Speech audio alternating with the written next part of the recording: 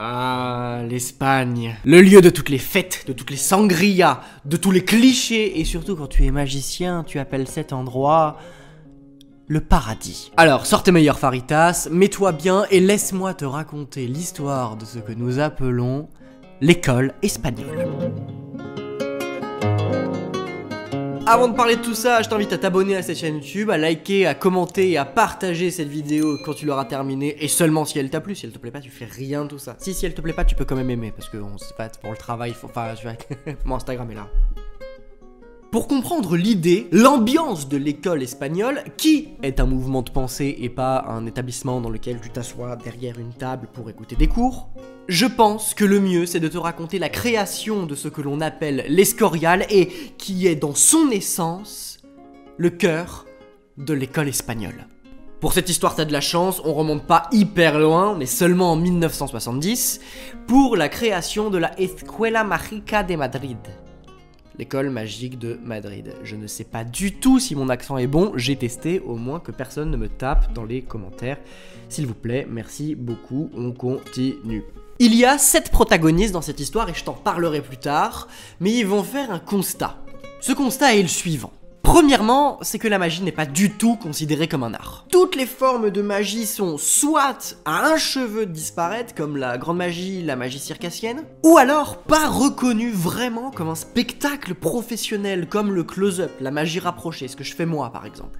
Et dans tous les cas, on faisait venir les magiciens dans des lieux où les gens n'étaient pas venus pour ça à la base, c'est-à-dire que c'est des cabarets, ils sont en train de manger, tout ça, ou alors dans des conditions horribles, type boîte de nuit, où il y a un bruit de fou, où c'est très compliqué de créer une émotion magique à cet endroit-là. C'est les seuls endroits où on faisait venir les magiciens. C'est très compliqué de créer une émotion magique, quoi. Donc c'est ça le premier constat. Le premier constat, c'est la magie n'est pas reconnue comme un art. Sachant que ça n'a pas toujours été le cas à ce moment-là, d'accord? Dans les années 70, avant, la magie était vraiment reconnue comme quelque chose de très waouh. Le deuxième constat qu'ils ont fait, c'est que l'histoire de la magie ne parle jamais de l'histoire de la magie, mais de l'histoire de quelques magiciens.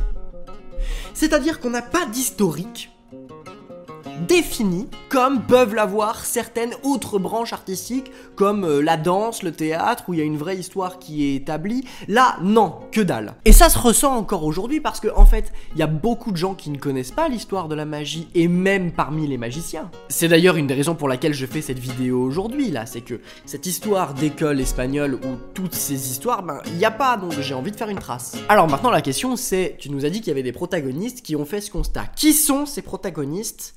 Calmate, ils sont 7. Alors, il n'y a pas d'ordre d'importance dans ma façon de citer les noms, d'accord? C'est les premiers qui me viennent. Le premier, c'est Juan Anton. Juan Anton, c'est quelqu'un qui jouait avec Juan Tamariz sur un numéro de manchot, c'est-à-dire qu'il faisait des cartes, mais l'un faisait le bras gauche et l'autre faisait le bras droit, et il jouait comme ça. C'était un magicien professionnel.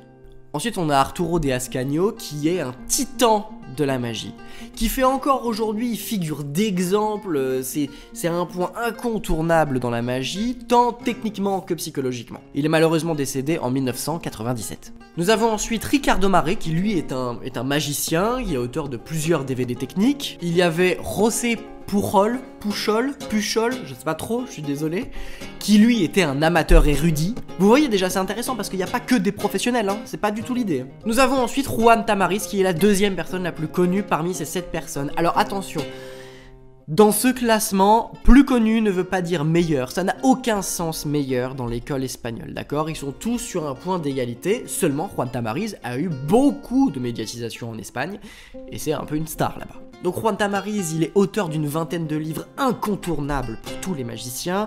Il est aussi l'auteur de beaucoup de téléchargements, de DVD. Voilà, bon, c'est un grand, très connu en Espagne. On a ensuite Ramon Varela, le 6e, qui lui a fait un livret de cartes truquées, par exemple. Et on a enfin Camilo Vasquez, qui est un magicien amateur et un superbe showman. Et du coup, comme je l'ai dit plus haut, leur constat les a amenés en 1970 à créer ce qu'on appelle la Escuela Mágica de Madrid. J'adore, franchement, si je le fais avec le bon accent, c'est très fort parce que j'adore le dire. L'école magique de Madrid. Et l'école magique de Madrid tiendra sa réunion annuelle qui s'appelle l'Escorial, qui se tient encore aujourd'hui. L'Escorial, c'est le laboratoire de l'école espagnole. Chaque année, il y a un nouveau thème qui est abordé à l'Escorial, avec des conférences qui se suivent sur ce sur ce sujet, avec des conférences qui se succèdent sur ce sujet. Attention, attention, c'est le Quentin du montage et je suis en train de me rendre compte que je te raconte une connerie là. En fait, c'est plusieurs sujets qui sont abordés, généralement 4. Théorique, historique, l'étude d'un cartomane, étude sur un effet, étude sur une technique, ok? Voilà, c'est plus ça, hein.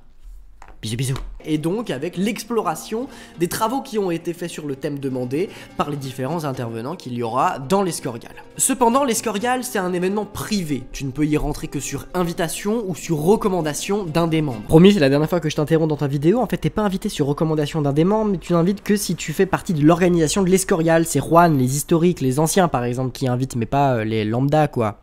T'as compris ? Allez, continue et je te lâche cette fois. L'idée, c'est vraiment d'avoir un groupe de réflexion de magiciens, professionnels, amateurs, avec uniquement des membres choisis par l'Escorial et de pouvoir filtrer les gens qui rentrent à l'intérieur pour pouvoir vraiment faire progresser l'art magique. Mais le but n'est pas du tout d'avoir l'air prétentieux, c'est pas du tout de faire club fermé ou quoi, c'est pas du tout ça l'idée. Comme je l'ai dit plus haut, meilleur n'a aucun sens là-bas. Comme le but est d'avancer, c'est un vrai travail d'équipe et du coup tout le monde doit laisser son ego à la porte. Donc personne n'est meilleur qu'un autre, tout le monde ramène ses idées et après ils travaillent entre eux pour voir comment cette potion va pouvoir faire progresser l'art magique dans le sens dans lequel ils voudraient qu'il aille. Les deux buts principaux de l'Escorial sont donc travailler une magie de meilleure qualité, donc à trouver des liens concrets entre pratique et théorie, à expérimenter devant de nouveaux publics, etc. Puis à travailler une magie plus pour adultes, donc étayer toutes les théories, créer des livres, tisser des liens concrets entre les différents arts, théâtre, magie, danse, magie, tout ce que tu veux. Le but c'est ça. Ça, c'est l'Escorial. Et comme je te l'ai dit plus haut, l'Escorial est le cœur de l'école espagnole. Et surtout, elle est une belle représentante de la mentalité de l'école espagnole. L'école espagnole, c'est de la magie d'humain à humain. C'est une magie qui s'intéresse autant à la pratique, à la théorie, que justement qu'est-ce qu'on va chercher chez le spectateur, qu'est-ce qu'on va essayer de tisser, quelle émotion magique on va essayer de créer.